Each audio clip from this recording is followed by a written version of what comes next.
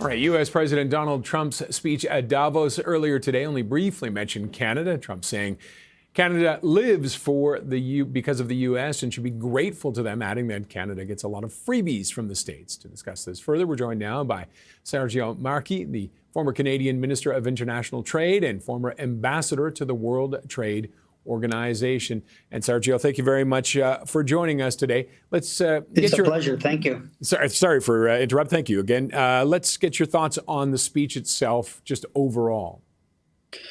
Well, yesterday, I thought that our prime minister delivered a very candid, astute, and thoughtful address on the rapidly changing world order, as he described it. And that's not just my take. I think if you look at all the commentators, overwhelmingly, they all thought that the prime minister made a formidable speech laying out a very coherent vision and strategy. And so today in comes Donald Trump, and what does he say? As you reported at the outstart, he kind of goes back to his same old condescending, arrogant comment saying that we only exist because of the United States and that we're not grateful enough. And so it was so banal, no intelligent contribution to the global discourse whatsoever. Just a fat zero, which means that it will be easily and quickly dismissed as irrelevant. But is it irrelevant? I mean, he had that comment for the prime minister. And as much as we want to look at trade elsewhere in the world, the reality is we are still tied to the U.S., at least for now and at least for a while. How does the prime minister walk that line between looking strong and looking like independent? But also the reality is they're our neighbors and we have to work with them. Yeah, and that goes for them as well.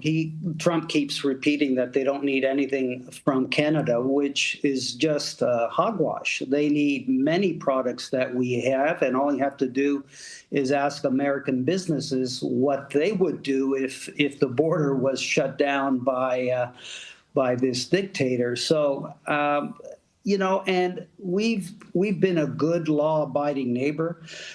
We buy more products from them than any other country.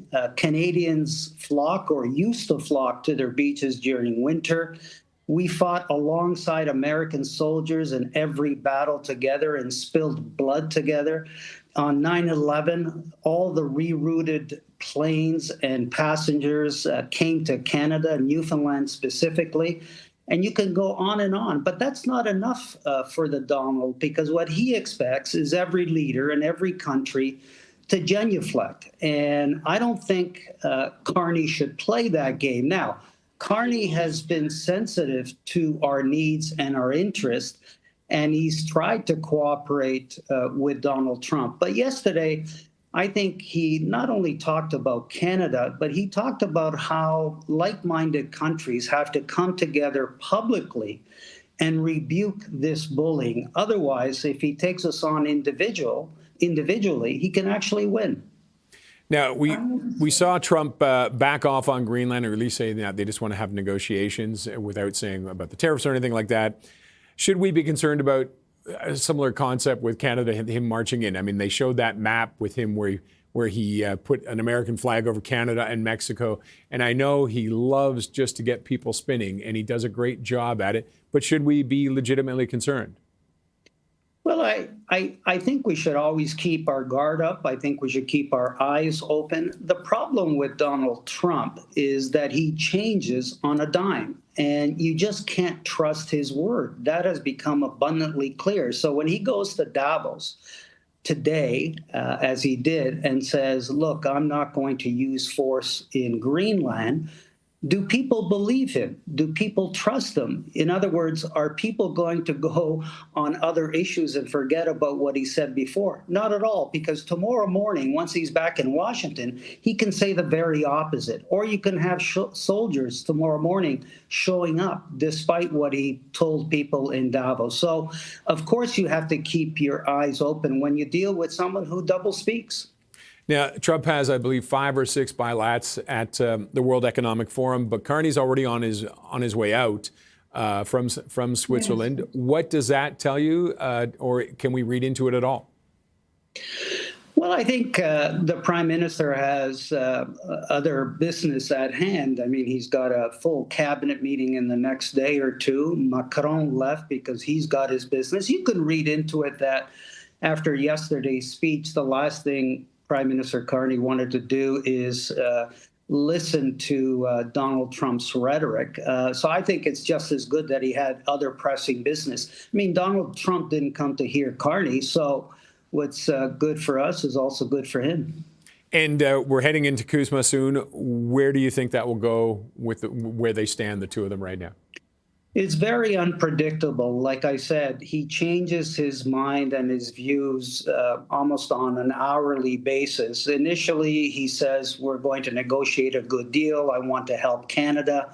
His musings in the last 2 weeks is, we don't need Kuzma, but I know Canada does. He goes after Mexico as well.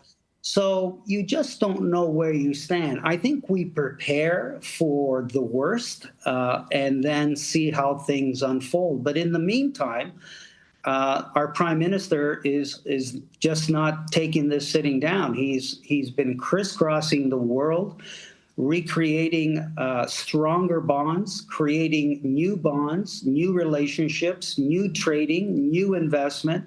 And I think yesterday's speech confirmed that while we wait for Trump to get his act together, we are getting ours on the road and assuming the worst, which is what you need to do with a figure like Trump.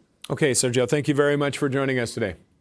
You're very welcome. Sergio Marchi is the former Canadian Minister of International Trade and the former ambassador to the World Trade Organization.